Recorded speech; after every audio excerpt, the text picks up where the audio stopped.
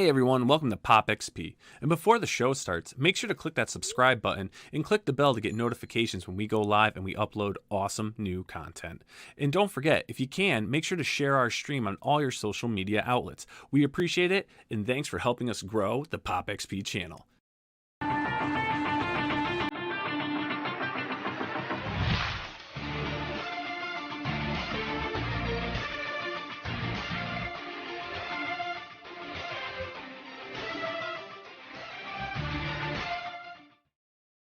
Hello, everybody. It's not a review, but we'll go back. I'm going to finish off this Sakura hardcover image, drawing Anna or maybe Hotaru. We'll have this discussion atop a dancing horse. So why don't we? Well, for goodness sakes, why don't I bring in some people? So right now, I'm going to bring in the one, the only, the producer of the Pop XP. Ladies and gentlemen, the one, the only, Mr. Brian Blevins. That's me. That's you. That's me. Steve Paris is making some adjustments in the back in the green room. I see, so he's got to wait. But Blevins, why don't you introduce our next host here? Man, well, we have like an incredible writer who has taken She and brought a whole new approach to the next chapter in the story. He's done an incredible job with the first two stories, and I personally cannot wait to see what happens in this latest continuation. But without further ado, Mr. Stephen Paros. Go. What's up? What's happening, Stephen? How are you feeling? Hello. I heard you a little bit under the weather. Well, you know, as a matter of fact, I was, Billy. I got my first cold in 3 years. Because people do still get those, apparently.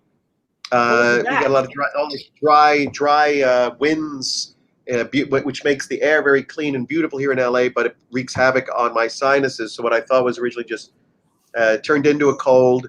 Out of responsibility to the people I interface with, I got myself a little home COVID test just to make sure. As soon as we sneeze or blow our noses or cough once where we fear we have COVID, I do not. None of you can get it through the internet either, so it's okay. Well, you don't know that for a fact.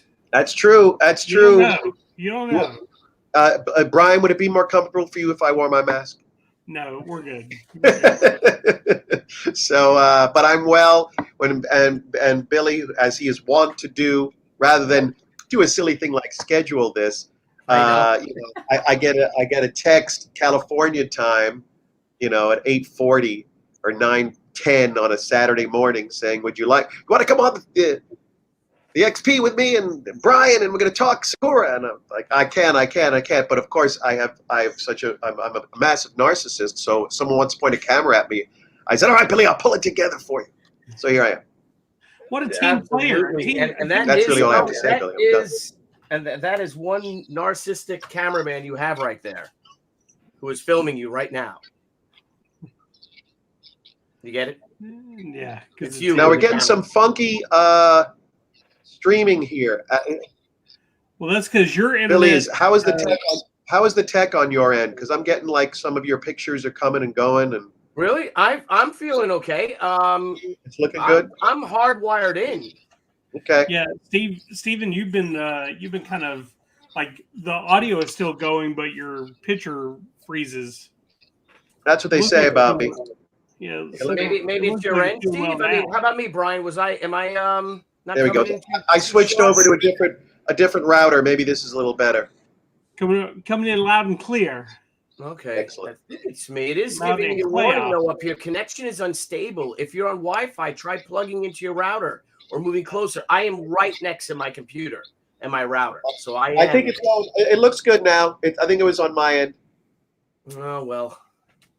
Sorry. So let's mix it up. Let's start talking about well, first things first. How about happy birthday in heaven, 133rd birthday to the one, the only Sir Charles Spencer Chaplin Jr. Oh, it's today's birthday. I did not realize that. Yeah, it's Charlie's birthday. So happy birthday, Charlie Chaplin. We're all big fans. Those of you out there, Billy Tucci land, who don't know, I wrote a movie about Charlie Chaplin that called The Cat's Meow, a chapter in his life, or I would dare say a weekend in his life, starring Kirsten Dunst, recent Oscar nominee Kirsten Dunst, Spider-Man's own Kirsten Dunst as movie star Marion Davies, aboard a yacht that directed by the great Peter Bogdanovich, who we lost in January. The movie just celebrated its 20th anniversary, in fact, this past week. And if you want to see it, it's on IMDb TV, which is free for anybody who has Amazon Prime or any of those streamers. IMDb TV is free. I think they slug in a couple of commercials, and that's about it. But it's really? Oh, I'd love to watch that while I'm drawing, or maybe Deb and I will watch it this evening after we cook. Look at you. We got Easter tomorrow. I've heard such things. Yes, we're gonna cook some venison. So she's defrosting some venison, and we have lamb, and I think she does chicken too. Oh, come on! Tell her to leave the animals alone. Sacrifice 1, sacrifice 2, but 3 is just obscene.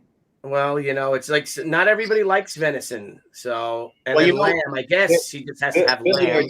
There are 2 kinds of people in this world. There are people who like venison, and then there are really horrible people. Yes, thank you. Especially my wife's venison, right, Steve? Yeah, your wife's venison is from the gods. We've had a good time. That's the last time we were all together out here on Long Island is when we got together with the Orkin brothers. Right. And we smoked some cigars out of the back or on the porch, and Debbie made us venison and served us like a handmaiden, didn't she? God bless you. Train her well, Billy. I did. Well, we got some people. I got to check in here. So, TJ James, look at this. Now, Peros, you have not had the pleasure, the privilege, neither of you, Dr. Blevins, of meeting the one, the only TJ James. I've not met him in person, but he's been on the stream a couple times. Yeah, yes, I remember him. Yeah, TJ is a truly a judge of a good whiskey and a good time. Excellent. And we got Biff Bam Boom. Good to see you. Glad you. Yes. Oh, I love the art. Biff Bam Boom Comics made a really cool illustration on the Twitter, and so thank you for that. That was great. And with she like a great face shot of she pulling out a sword. Steve looks like a movie poster. Awesome. What is this here? Hey, Steven, we found out that Billy is a wannabe director. Yes, I told him we had a story about regrets, and I told you my story of regret remember, Steve, when I met Eli Samaha that time. Yes, the first time, and then I said to Keith Boski, our mutual friend who was my agent at the time, attorney, and I said, it's 1995, and he had this idea for a film called The Immortals, and he was telling me he got Joe Pantoliano starring in it, Eric Roberts, Tony Curtis, right? No, it's so he's walking out, and this is when she first came out, Steve, when Caliendo Hated Me. Oh yeah. And so I went to LA and I met with him and Tia, and I said, so I walked out with it, and he's trying to raise financing for this film, and I said to Keith Boski, I said, what if I give this guy like $50,000? Because I had that money, with the Cheeks back in the day, it was crazy. And I said, but tell him I have to direct this movie. I want to direct it. And I'm like, what? I'm spending 50 grand. I have this money. The government's going to take it from me anyway because I don't own anything. Why don't I give it to them, become a film producer and a director, and pay only $50,000 for my first film, right? And starring Tony Curtis. And Keith is like, what are you, crazy? He's like, this guy will rob you. He's not going to make that movie. He's never going to make that movie. What are you kidding me? Well, he made the film with a budget of $500,000, and I think it went direct to video and grossed millions of dollars, something like $8 million or something.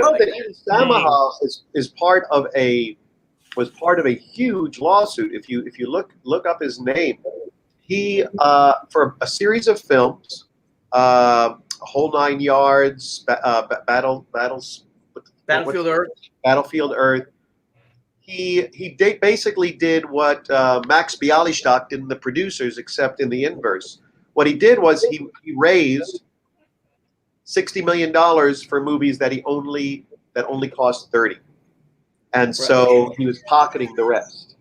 And I had a friend who worked in the editing room on one of his movies. I won't say his name or which movie.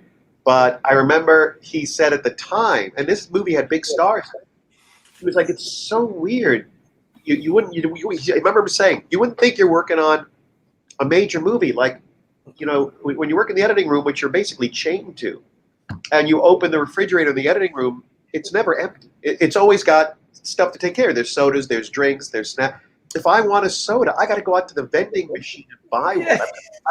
He said, "I never." So he was totally like he raised enough to make the movie and make movies that look good on a big screen and big theaters, but he was like skimming like 10, 20 million off the top beyond whatever his stated budget producers' fees were, and so his investors took him to court. I don't know where that ended up because it was big when it was ongoing, but I don't remember what the verdict was.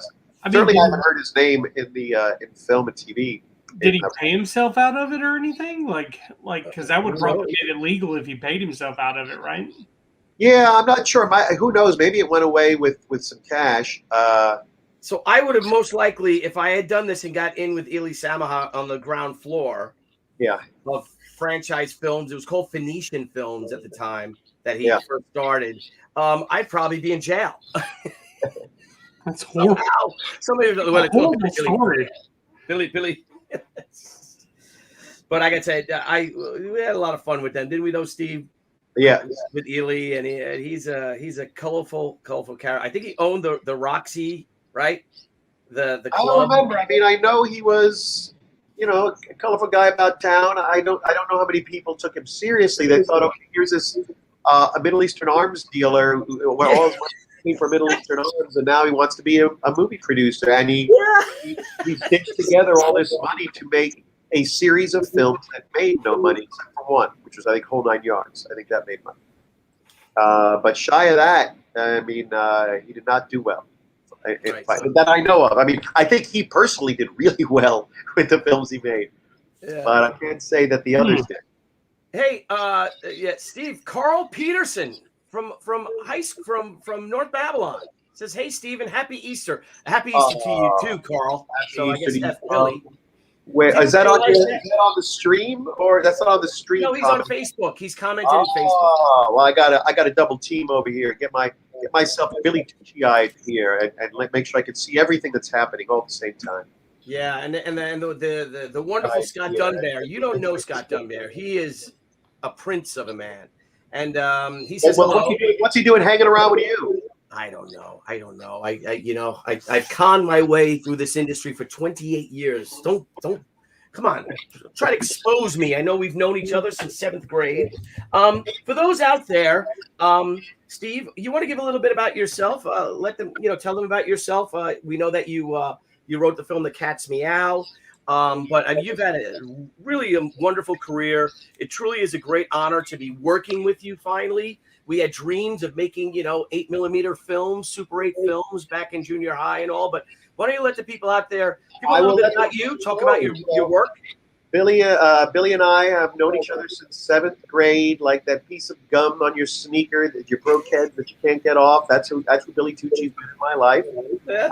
I've done everything I can. I've used alcohol, razor blades. I cannot get it off my shoe. So I just said, you know what? You're a guy with gum on your shoe. Just enjoy it, live with it, embrace it, love it, and that's how So that's why you call me Gumshoe. That's my nickname. Oh, no. I thought I was like a cop.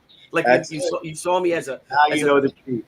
So Billy and I friends since 7th grade. We did school plays, painted sets together. Then went off and pursued our different artistic dreams in the same city, the Big Apple's not the City of Angels, Manhattan, Boulevard of Broken Dreams, whatever you want to call it. Billy there at FIT, me downtown at NYU. And we saw each other once. Once on the train, I saw Billy on the train. That was it. He never stopped name dropping. Kept talking about Treat Williams this, Treat Williams that. I'm hanging out with Treat Williams. Treat Williams. Treat Williams. My girlfriend at the time, her sister was a model, and she was dating Treat Williams, and I got to meet Treat Williams. I beat him in Trivial Pursuit, and went up in his airplane, and he flew us around the World Trade Center in his private plane. Yeah, jeez. Awesome. This was definitely after The Substitute then, right? Blevins, I noticed Steve. So Steve kept looking at the ground, right? Looking to his left and to his right. I'm like, what are you looking at? He's like, oh, I'm just trying to find all these names you keep dropping. Yeah. I was looking all over the place. So Dude, and then I was going. I came to LA and I was going to Comic-Con, and not to date myself, but I was going to Comic-Con when you could walk up to the door and get a ticket. Even as a pro, you could just walk up and say, you could just fill out a little form and they give you a free ticket. And it was like about a third or a quarter of the size it is now. But then I think part of why it grew so big was because teen sensation Billy Tucci, thank you, showed up with She and exploded all those walls at the Comic-Con because they couldn't hold the fans and you couldn't get to his table. And I came up and I was like, Billy Tucci, 7th grade, and he'd go, I'm sorry, and who are you? So eventually, what are you drawing? Warts on her hand? What are you doing over there? What's happened to her? So anyway, I went from NYU Film School. I worked in the city for producers, always writing at night, scribbling until got some action on a script. Came out to Los Angeles in the 90s on what was going to be a 10-day look-see. Turns into 10 weeks. Turns into You're Living Here, which is pretty much the same story for everybody. And since then, I've worked in film, TV, theater, and recently graphic novels. In fact, I'm wearing my Stoker and Wells T-shirt, which is my graphic novel I created. Thanks and sought Billy's counsel, and Billy did an awesome variant cover. I'm wearing it to remind Billy I don't have any She apparel. Apparently, everyone else does. I thought maybe that might be one of the things you might drop in the mail to the writer. Yes, you're right. I don't have any She apparel. They don't make them in Blevins size. Oh, I'm sure they do. Nope. Yes, we have big show. The thing is that our fans, though, is that we do 2X, 3X shirts. And we do a bunch of shirts, and they're all sold out. Yeah. We've got some big fans out there. Yeah. Some big guys and gals out there. I'm your biggest fan, Billy. So I don't think our fan base is very healthy. They're not very healthy. No, they're not. Oh. I'm living that She life. Steve, I promise to send you some shirts. Carl Peterson again says, "I'm impressed seeing where you guys went in life. Very happy for the both of you." Thank you so much, Carl. Thanks, bro. He's a good guy, really good guy. Much appreciated. We had a nice. I wouldn't say we grew up in Mayberry, but we grew up in a really awesome, diverse community, right? We had well, it's funny you say Mayberry. There's a great report they did. What's that sweet Sunday morning CBS show? I think it's called CBS This Morning, where it's kind of like the anti bad news, and it's all good news Sunday morning with has a little sun emblem. And they did a thing about quote unquote Mayberry and how the town that Andy Griffith based Mayberry on is called something similar, but it's not Mayberry. It's the town he grew up in, and they were suffering, and they thought, well, why don't we turn our town into a destination town now that Andy Griffith is being repeated on Hallmark? And so they said, this is so-and-so's gas station, this is the sheriff's office. You could drive around town in a 1960s thing. But what the report really did deeper was how Mayberry never existed. There never was a Mayberry. Yeah. In other words, Mayberry was an answer on television to all of the horror show that we were seeing on the evening news of Vietnam and all sorts of stuff that was being, race riots and everything. And so this idea of this Mayberry where everything is nice and calm and sweet and gentle didn't actually exist at the time of the Andy Griffith show. It didn't exist in Andy Griffith's childhood, and it's this creation but we believe that there was once upon it that, I wish we could get back to the times when we had Mayberry and no one had any problems except the minorest of things, which never. Right. But it was fascinating. It was I just showed the tourists who all came, of all races, who came, to go back to this time. But it was fascinating hearing historians then commenting about how fascinating it is that people believe there's this idyllic, time that Mayberry depicted, which didn't really ever exist in America. Yeah, there's never any theft in North Babylon. Yes, there was right. never any fights, gang fights. No. There was never crazy stuff. Crimes of passion. No know. drive-by shootings, Billy. No drive-by shootings. No drive-by shootings. Yeah, but we did have Peter Lemongello. Listen. Once you got Peter Lemongello, you're quite a good fellow. You know what I'm talking about? Oh, nice. Blevins has no idea who Peter Lemongello I got no is. idea. Let's keep it that way. Look him up after. Yeah, But Billy will tell you his hit. What was it called? Something Love? Love 76? Love 76. Yeah. Zaid Comics, great friends of ours here. What's up, Phil? Phil's a good guy. Great to see you as always. Big supporter of us. Thank you so much. Hey, she branded whiskey glasses. Now you're talking my language. See, we got to get Debbie in on this. Yeah. Debbie, unfortunately, had a headache Peter this morning. Lemongello. That really is his name. Yeah. Yes. And Steve would ride by Steve. Well, we'd all ride by. Yeah, the she graphic would look nice on a glass, Billy. A little highball, little. Now, would it be she's face or the? No, just the SHI. Well, no, you could have a glass that on. Hold on, I'll show you for God's sakes. Yeah, show me for goodness sakes. All right, Blevins, if you have the floor, I'm sharpening it. Gone. Yeah, I going back to dropping people's names or whatever. Like I told you this the other day. I was like, man, Billy, I was talking to some people trying to get them on the show, and I think I broke your name by how many times I dropped it. Oh yeah, you were dropping some serious names. So here is a sort of glass, right? Billy? Hang on, let me make you go big. Hang on. Well, I say here is a glass, that you might have a cocktail out of. That's a Steve Perro shot glass. What you want to do is on one side, I'm branding my own show. One side you want to have that awesome she graphic that you have on every comic. And then on the other side, some sort of iconic image of Anna. So this way you have. But a whiskey glass, which would be like engraved, or a mug. Well, once it's engraved, I don't know if you can do the print unless it's on the inside.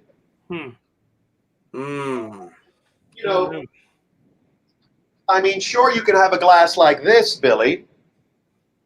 But I think because the engravings on the outside.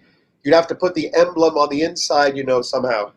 Well, Stephen, why don't you write? I'm going to get on this. I'm going to really get on this and work on it. Stephen. Our next collaboration should be an ape book, and so we can have the cool Planet of the Ape glasses that they drank out of those cups. We could print on that for sure. There is an original one sheet, Escape from the Planet of the Apes. And right underneath are all 5 paperbacks. Really? Of the movie tie-ins from Planet of the Apes. I had that same book, that one right there. Did you get that? Is that the one you had from way back in the day? Like we get from the book fair at school? I think so, but hold on. Let's make sure you can see everything. And then down there we have a Planet of the Apes garbage pail with Cornelius on it. We have Taylor. There's the garbage pail. There's Taylor. There's this is a cool one here. Hold on. This is a cool sayer of the law. Oh wow! He's got his little table there. Where is? Where'd you get that from, man? Isn't that awesome? There we go. So he has his little, and he can. Oh, that's right. He's supposed to like that, and then he raises it up. Come on, how awesome is this? How awesome is that? Pretty good. The statue of the sayer of the law. Wow. Of course, those of you who want to rewind, I revealed that it is in fact 10:30 in California, and I am still in my pajama bottoms, and because I have a cold. But I had to come on because, not for you, Billy, but because they always say, there's an old expression in comics. It's called "do it for Blevins." Yes, for Blevins. I don't know how many times, Billy. How many times a day do you hear that? Go Ape, Citizen Ronan. Absolutely. Yeah. That was a T-shirt, wasn't it? Go Ape. Or Go Ape. Well, it was when if you look up Go Ape on the internet, you will find a poster for after the films were all done. They ran them. They would do a marathon in movie theaters, and I think that was the thing. Go Ape, and it was all 5 films, and you could go see it. Probably they did that in like '74 or something after the last movie came out. Yeah, and it's like a gorilla pointing right at you. Yes. You Go Ape. What does the fair Dina think of your obsession with all these Does monsters? you see all these posters on the wall? I had very few on the wall. Over here, Over here, I have Mothra. Angela from the 50s. I have an original Mothra, Colossus in New York. And then this giant French 3-sheet for War of the Gargantuas. And then, of course, like I said, then there's the whole ape corner over here. This was I was highly encouraged from my girlfriend Dina of 3.5 years. She said, this is your art. This is what you collect. Don't just have a few spare pieces up. Get it out of the boxes and put it up on the walls. I said, how did your dream come true? She's like a unicorn. Every guy I know, their girlfriends are saying, no, put that away. Make it in one room. Don't do this, But it worked out. Yelling at you. Why haven't you put that poster up yet? Yeah, exactly. I'll get to it, I promise. The fair Deborah, I'll tell you that. Do it now. She's like, really? I'm like, yes, that's why I have my studio here. She's like, yeah, the whole top floor to put anything you want. Though my house kind of is a man cave. My whole house is. See, I don't believe in this term man cave because certainly Sherlock Holmes didn't have a man cave, Teddy Roosevelt. They had a den. A man cave makes it seem like you need to escape the hell that is your life. Although, Billy, maybe I'm speaking, for you. I have said maybe that is what you're doing. No, of course. Well, a den was like a community area. Yes. A man cave could be your own personal room in the house that is just for you, that you can have a door and shut. Not really very many doors on a den. Yeah, but a study. Then maybe that's the wrong word. The study. The library. Study is where you smoke cigars and pipes. You did not have to feel like it was a hideout. A cave implies dark, a recess away from the rest, banishment in some way. But Billy Tucci's cave is not coincidentally on the very top. It is the crown. Thank you. Of the Tucci Manor. Thank you. And our den is all me too, though. It's all my animal heads and stuff in the den. There you go. So that's the way I like it, Billy. Yeah, and just deal with it because I am a man, for goodness sake. So I am in charge. I'm the paterfamilias. That's true. I don't know what that means, but sure. Okay, so we have Citizen Ronan. Thank you very much. Yes, Planet of the Apes is a fantastic, manly movie. Bingo. Excellent. Go ape. Can't beat that. So, anyway, Steve, so why don't you tell the people out here, we're going to go for a little while, maybe till 2 o'clock, maybe another 15 minutes. I'm finishing up this cover. But why don't you tell them about your book that I'm working on with you? Sakura, the third book of this new trilogy. Sakura.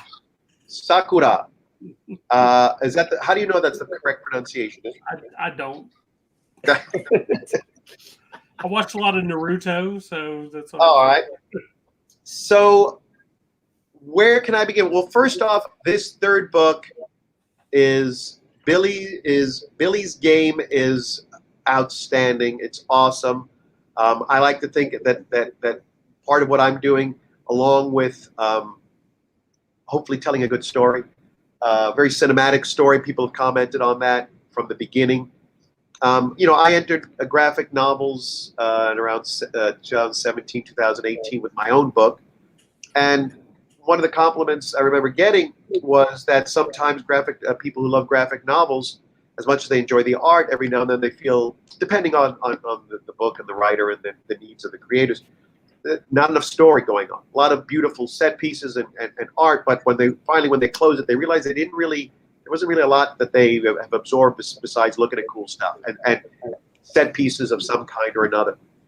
And people were really, really loving that there was, and I'm not saying people had those complaints about She in particular, but I'm just saying that they were just really always complimenting it on how much they wanted to turn the pages as the story was going on. So we've done that all throughout. And this third book continues that. It keeps escalating. What happened in book 1 to book 2, this has all been a saga where you could actually pick up any of the books alone and be satisfied, but it is encouraging you to want to see what happens next. Even if you start with Haikyō, book 2, there's enough in there to recap so that you could actually, if you couldn't get your hands on Return of the Warrior, you could start with Haikyō. And similarly with this third book, Sakura, I've made sure from the writing end that someone could pick up Sakura and there's enough references to the past, some little asterisks that let you know anything that you may not know, so that you could actually start reading from Sakura. Although I'm sure in the rewards levels on the Kickstarter, you'll be able to get the earlier books. But it essentially picks up where we left off. A key villain who had held Anna's daughter kidnapped has been killed. And it's what is their lives like after, but especially because Anna has found out something incredibly earth-shaking about her and which actually affects she history.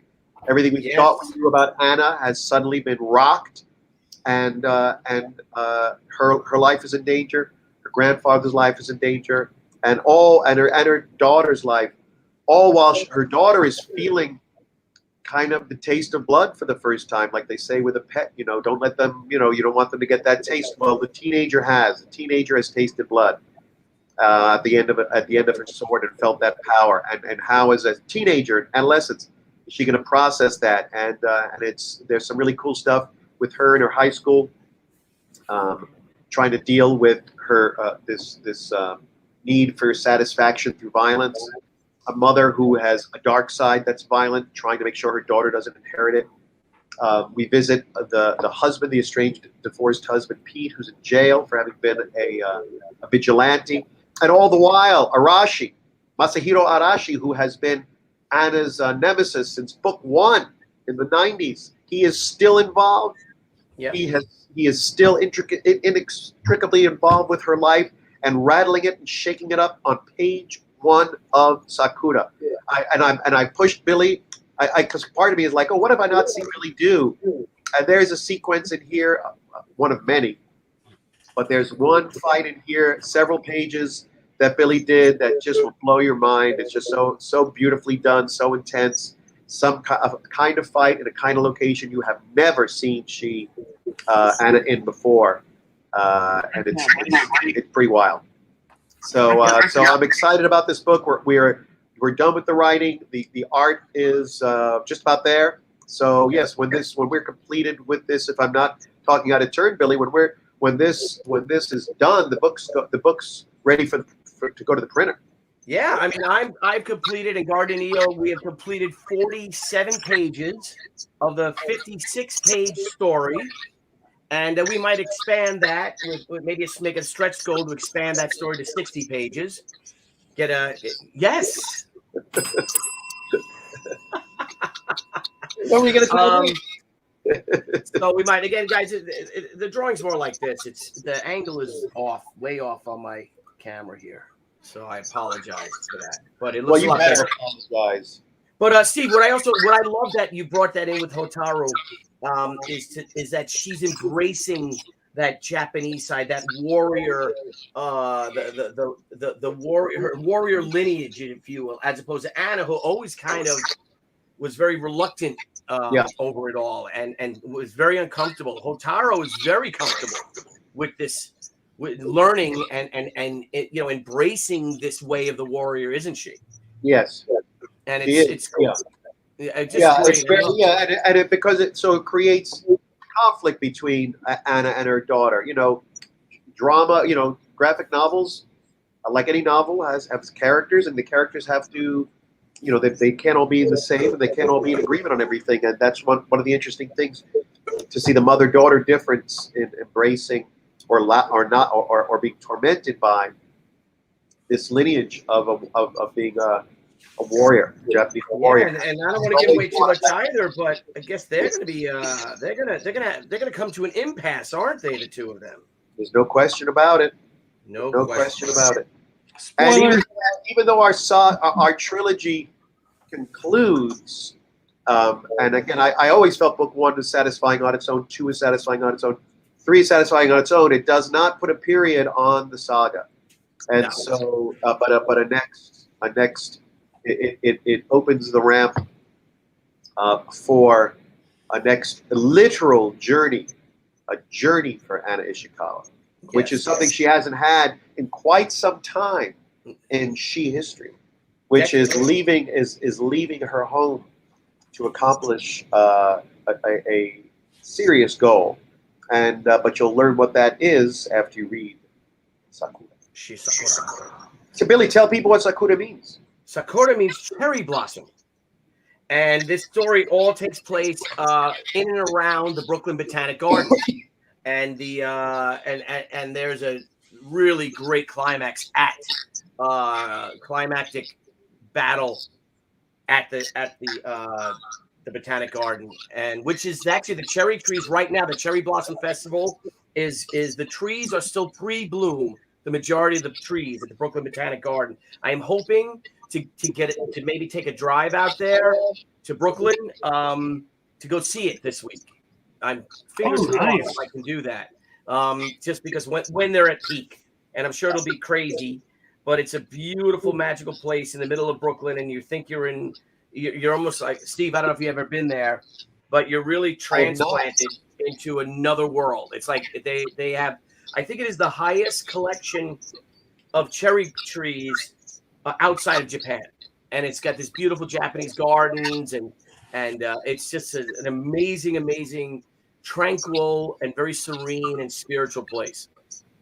And the cherry watch, it's coming on soon, but it's like I said, the trees are almost in bloom, and they should be bloom. They should hit peak bloom probably by next weekend. Awesome.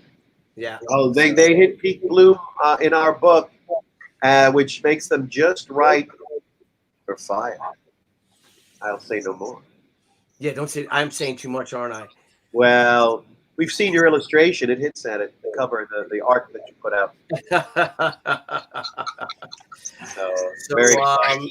No, you've done a lot. We have a truly epic set piece climax. It's huge. There's not only our key everybody is in this climactic action-packed climax. Anna, her daughter, her grandfather. We have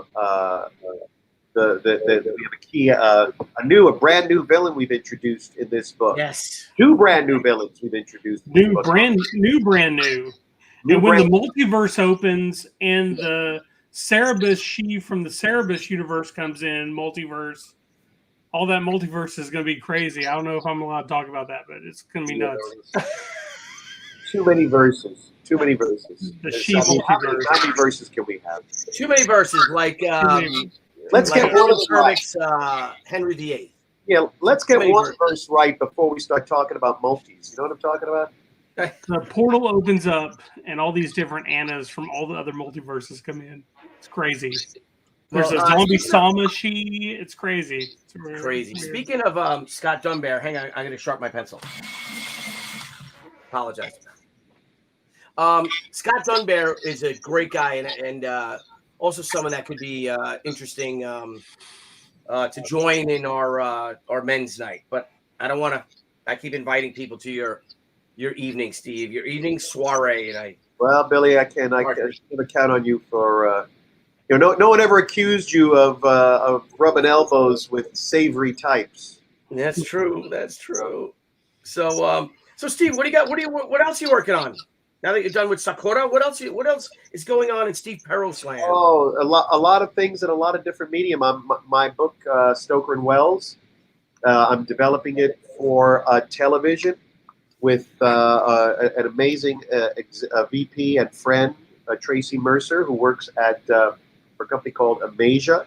Amasia is run by Michael Helfand, who's the former president of production at Marvel Studios. This is his new company, Amasia, and so we are developing my property to take out as a pitch for a TV show, which is a big beast to develop, because for those who've read the book, a big chunk of it takes place over 48 hours. Although it's clear that there's potential for a TV series in it, it's actually not there on the page yet. So part of it, to go into a room to pitch it as a TV show, we have the IP, which is the book. We got wonderful reviews from the book, from the comics community. So now we have to say, and here's how we could turn this book into a 4-year show. And so part of it is developing that. What is the pilot?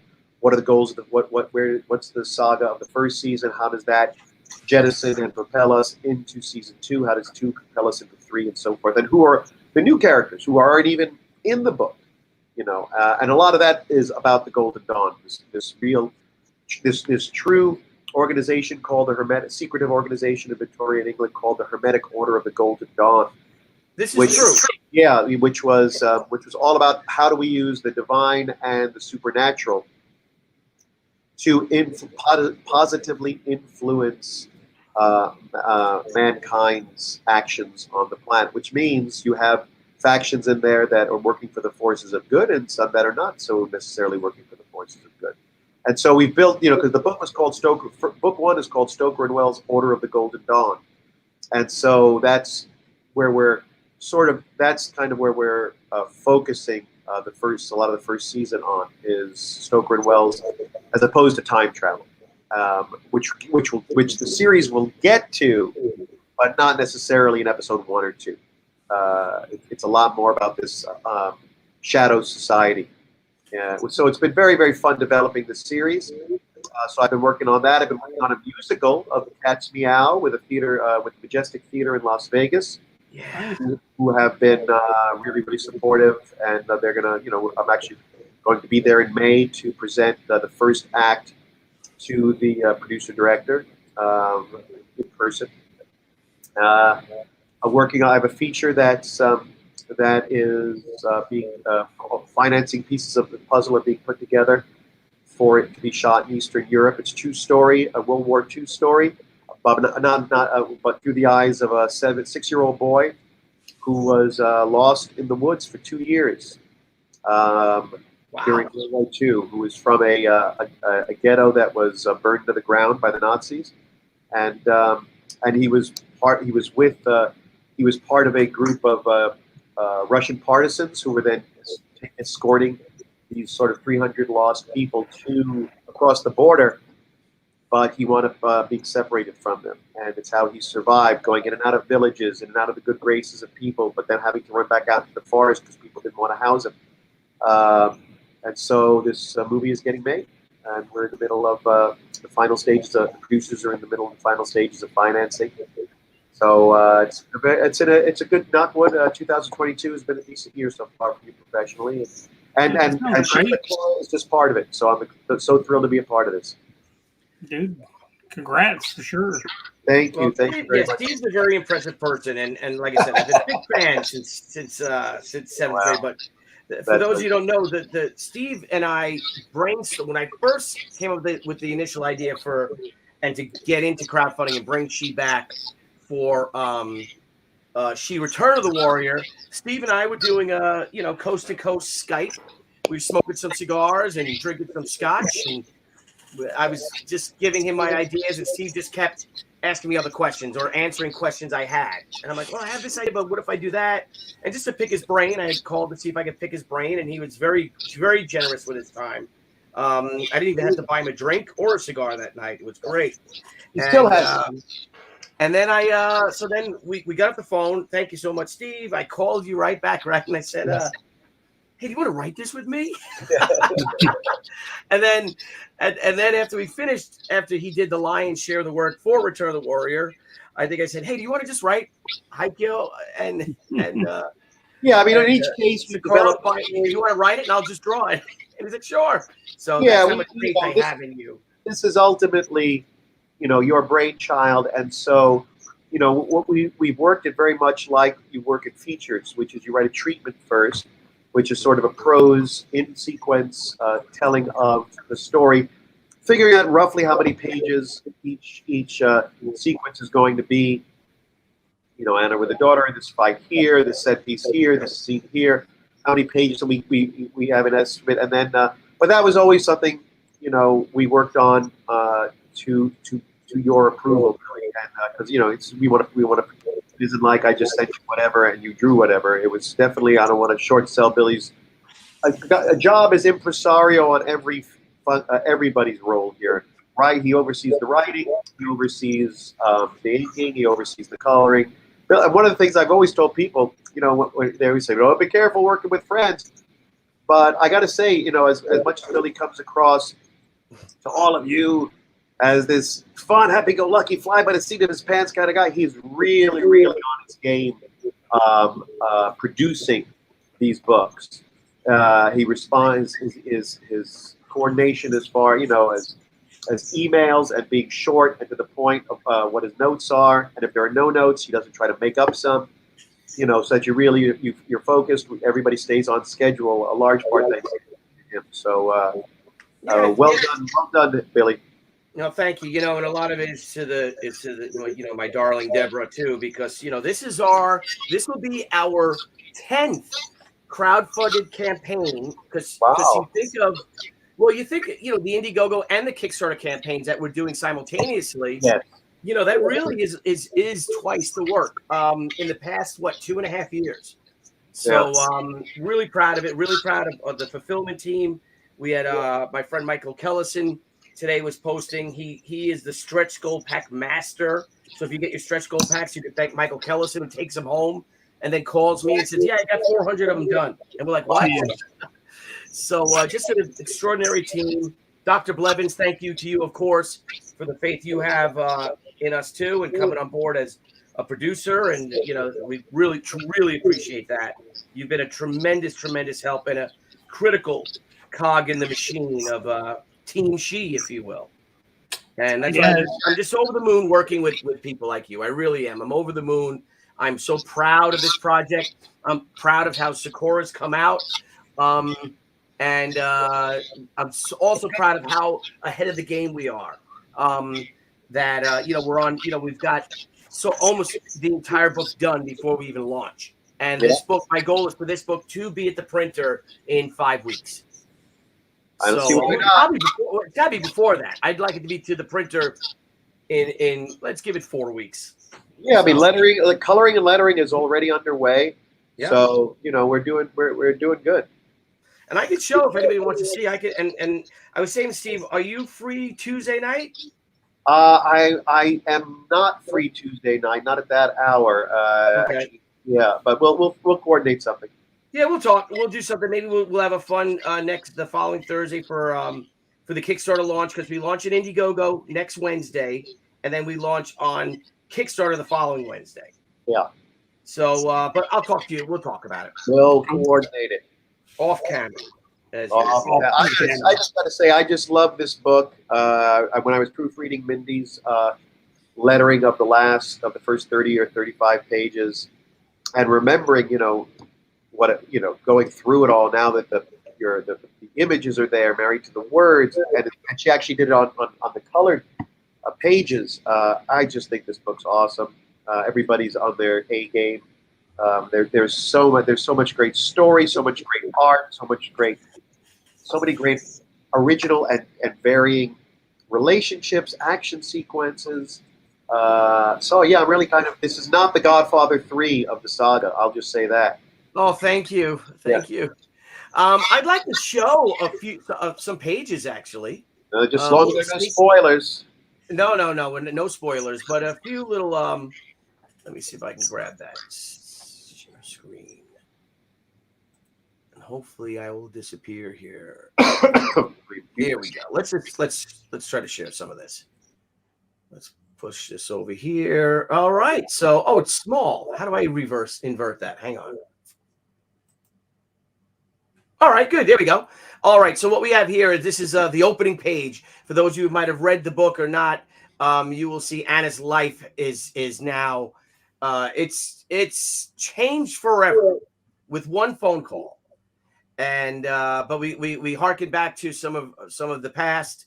Look how nice this looks. Just fantastic. Gardenia Lima, Brian Miller.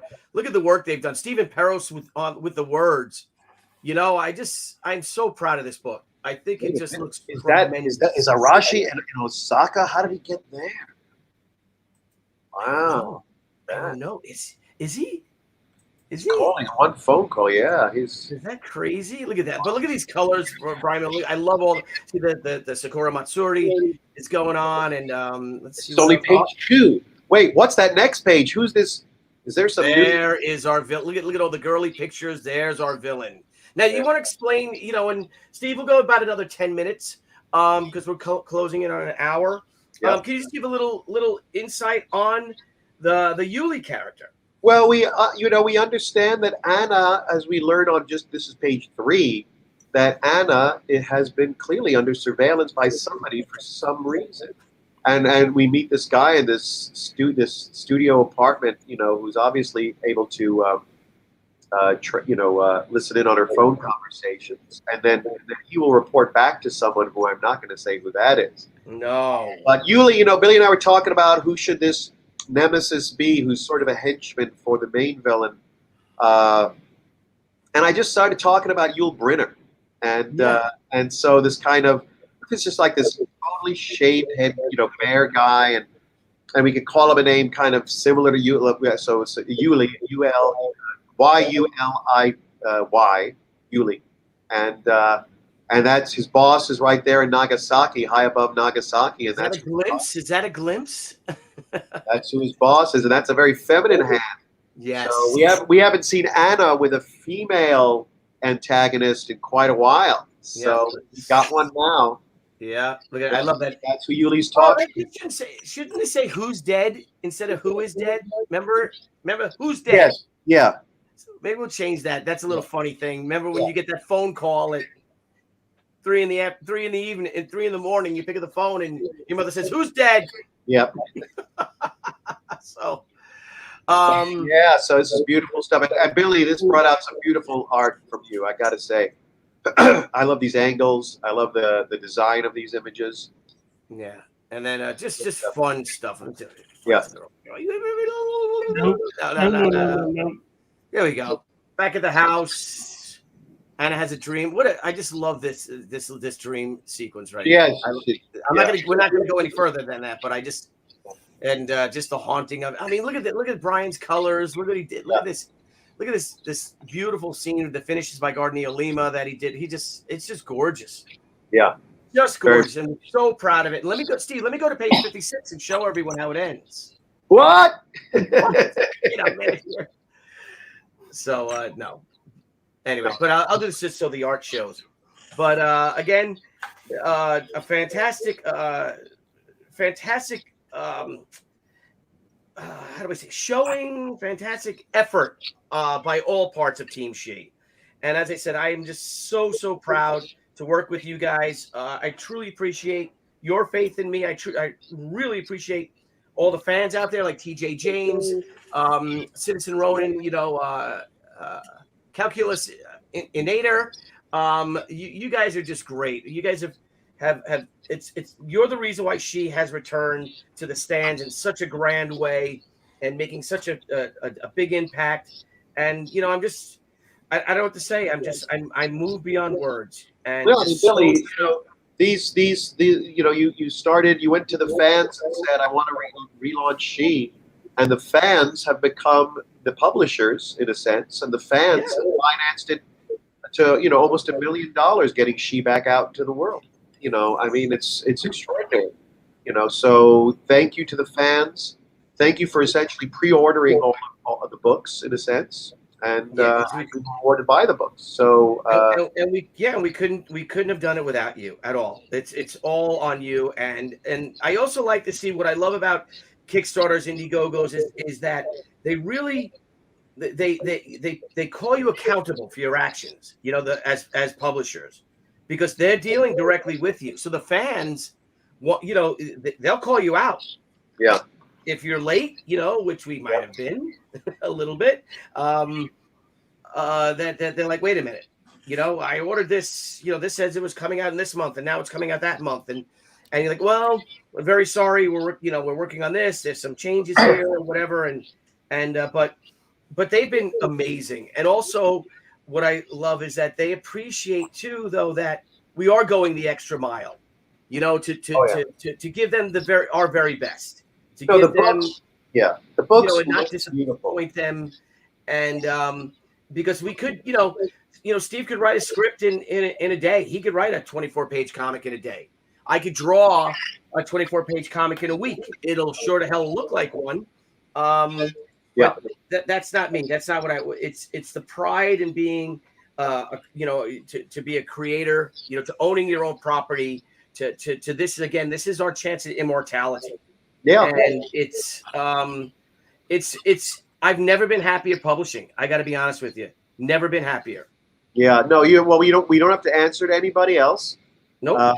And both of our passion for it, is I'm impressed that your passion is so fresh. Mine is because I'm new to the involvement with She, so I'm very excited and challenge myself with each scene, and hopefully some of that has inspired you as well. But the book is fresh. The story makes efforts to not repeat itself. In fact, when we do, Billy points it out. Isn't that the same thing we did? I thought, yeah, you're right. I got to fix that. So it's been a lot of fun, and I think you're dealing with a grown-up. What's that? When you're like, because you've called me out on things. I'm like, oh yeah, you're right. Yeah, you're right.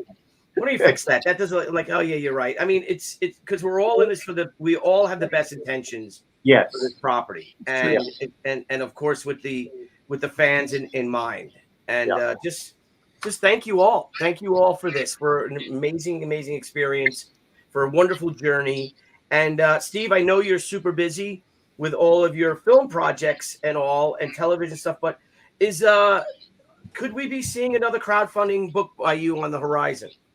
I'm not sure because I'm dealing with a big company with the TV rights, which kind of is now front and center. And so, if we go to the streamers and and a studio partner, and Stoker and Wells is then becoming a TV show, the question is, does the publishing continue on through a more traditional publishing line? And then we have to wrestle with the creative questions. Do we continue the exact version of the story from the graphic novel, or do we relaunch Stoker and Wells, which makes the copies of Stoker and Wells we already have definitely collector's items, because we may actually go back to the beginning. Because in order to turn that book into 4 years of story, I've had to make changes. So I've made changes in certain characters, in the trajectory of the timeline, and so it would literally be like 2 different train tracks if I followed the story of Stoker and Wells to the book 2 I envisioned versus, why don't we take what we're doing with the series? But again, that is for other minds to read. So I'm on hold with launching any further Stoker and Wells until I find out what's the best choice of publishing creatively and also financially when the TV deal continues to where we want it to go.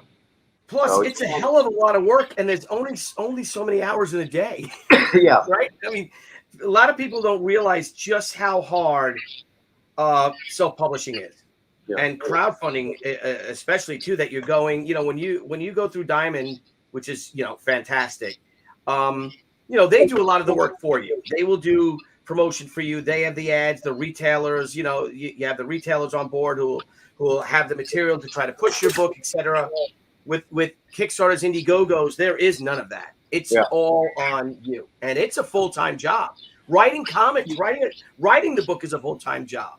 Yeah, drawing the book is a full-time job. Marketing, it's a full-time job, and we all have to wear so many hats that it gets a little overwhelming. But again, the rewards are just incredible.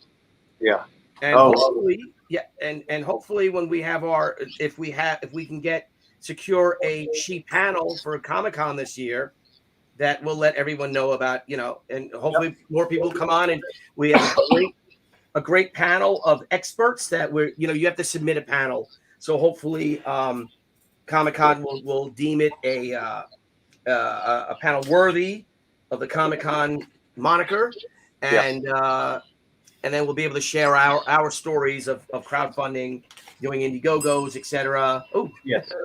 It's time to go. And it'll just be fun. We're gonna have a grand. We'll the Comic-Con does not make any final decision on that, probably till it's either late May or June, which point we can let people know. But right now hopefully we will get we'll have a great sheet panel. We'll be there. It'll be terrific. Brian, are you going to be deadline, Steve? Definitely. What's the panel submission deadline again? May 9th. May 9th. Well, let's get that in way before that. Oh, all right. All right, guys, Steve, I know that Peros, it sounds like a Greek name. It is. Is Greek Easter coincide with Western Easter this year? Greek Easter goes by a different calendar, and some years it overlaps with traditional Easter. Other years it doesn't. This year it is 1 week after, so I will be in Orlando next weekend celebrating Easter with my mom and my brother, and my girlfriend will be traveling with me. So, then I'll be celebrating traditional Easter as well tomorrow with my girlfriend and her family. So, will Tessie be making any moussaka this year? I don't think so. She's going to be taken care of and treated. Oh, okay. Well, there you go. And moussaka is not a traditional Easter dish; it's a more year-round dish. We're talking okay. So will you be going down to the market and getting yourself a nice lamb and put it on? No, I think everybody has decided no cooking. We're going to a Greek restaurant. Oh, that's cool. Yeah. Nobody wants to see anybody cook or wash dishes, so we're just going to go have other people do it for us. Excellent. All right. Well, guys, thank you all for joining us. A pleasure. Steve, I hope you feel better, Steve. I know you're a little bit under the weather. Blevins, anything exciting to tell the people out there? What's going on with you? Well, I'm running for mayor of my city, so excellent. Hopefully I'll win. There's been a lot of stuff that I found out in the last little bit. I already had a pretty good run for this last year or so. It's not really something that I thought I was going to end up doing, but it ended up kind of seems like it was my calling. So I've been very lucky, and I've been buying a bunch of books that I didn't have before. So like I got some Valiant Rye #4 and G.I. Joe 21. I don't know why it's all blurry, but so I've just been picking up a bunch of books and trying to get everything prepared to run this campaign. Like I got a campaign of my own to run this year, Yeah. So. Well, we as much as we want to stuff the ballot box, we want to keep it all on the up and up. I would love to vote for you. I appreciate it. A lot of people are like, hey, I'm definitely going to vote for you. Definitely vote for me. And I'm like, look, I really appreciate it, but I really want you to see what I'm bringing to the table before you go in and vote for me. I don't want you to vote just because you know my name, because that's how all these other people get in. They just know my name. I want you to vote for me because you think that I'm the best person for the job. Wow. Well, we'll definitely talk more about what's going on. What is the name of your burg? Where are you from? I'm in Jacksonville, Arkansas. Jacksonville, Arkansas. Yes, sir. That's how Peter Lemongello became the mayor of North Babylon. Everyone knew his name. Councilman, to mayor, to governor, to senator, to President Blevins. No, yes. I think mayor is going to be. I think mayor is just going to be it for me, and it's probably going to be like a one-term type deal. I think that there's a lot of people keep saying, "Oh, government runs so slow. Government runs so slow." I don't understand how, like, when all these other people do something, it runs so slow, but yet when I need something done, I manage to get it done. Like I call people when they don't call me back, I call them back. Yeah. Exactly. It seems like a lot of people in government, not all people, but it seems like a lot of the people that, they think that government runs slow because that's what they've been told their whole life. That government runs slow. And most all of them are reactive and not proactive. And I think that's been something that's kind of separated me from the bunch. Good. Yeah. So good to hear. Well, do you have some stiff competition? Well, I have the mayor that we have now. Okay. And one other guy. Huh? Is he a popular mayor?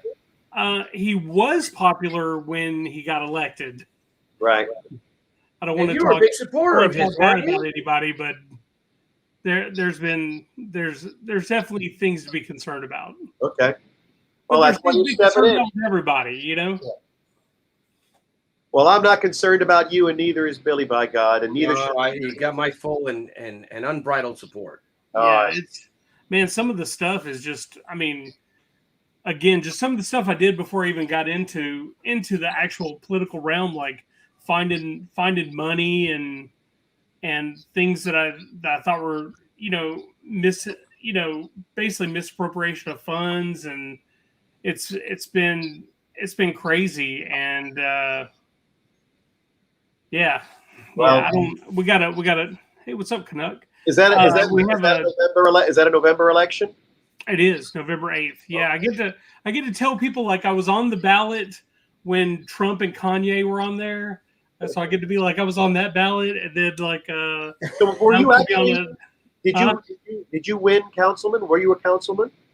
I did win, councilman. So I found out that the councilman that was in my area, there was some stuff with some money.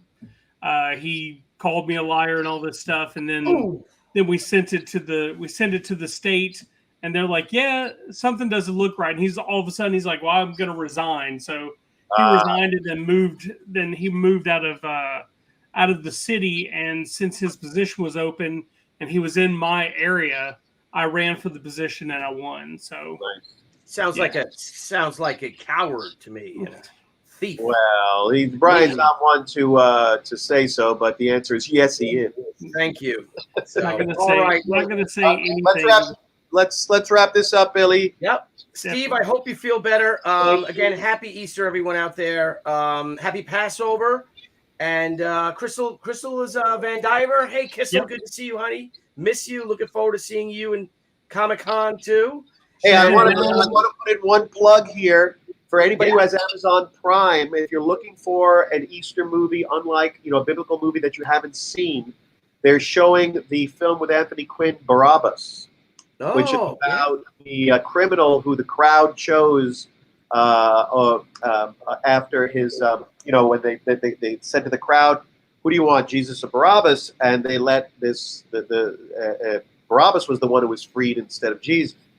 So the film Barabbas is based on I think a Pulitzer Prize-winning novel that imagines what would Barabbas' life would have been like after that, and it's a really beautiful movie, very very spiritual, but also very exciting. Quinn is great. Jack Palance comes in later in it, but it's beautifully shot. It's all shot in 70 millimeter. But and they're showing it. It's a beautiful HD presentation on Amazon Prime. So if you're looking to watch something, I highly recommend. I think I'm going to watch that tonight with a glass of scotch. I think you'll like it. By God, Billy, I think you'll like it. Yeah, we're going to be cooking tonight. Well, Debbie's going to be cooking. I'll be her assistant. So I'm very excited about it. So. Excellent. Well, don't hurt yourself, Billy. Just don't hurt yourself. We need you.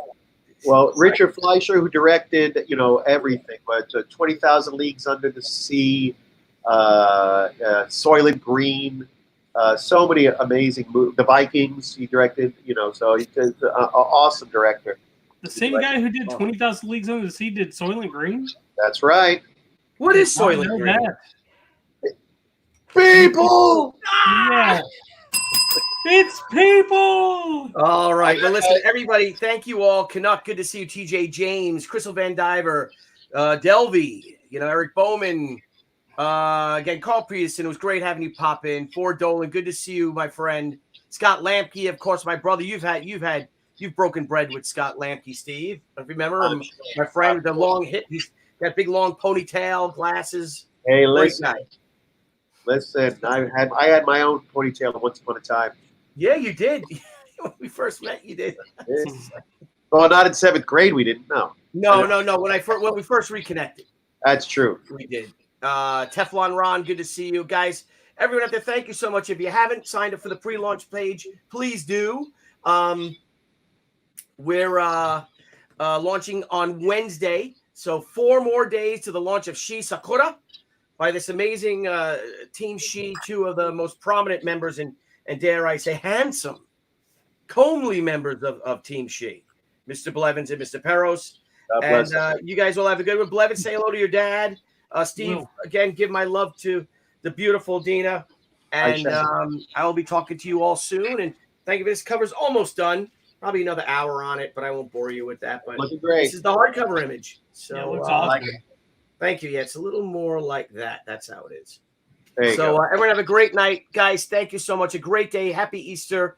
And I'll talk to you all later. So let me hit the brand and let's end screen. Hey everyone, thank you for joining us on Pop XP. If you haven't already, make sure to click that subscribe button and also click the bell for notifications when we go live and we upload some awesome new content. Also, don't forget to head on over to Twitter and follow us at ThePopXP and over on Instagram at ThePopXP. Thanks again, everyone, and we'll see you soon.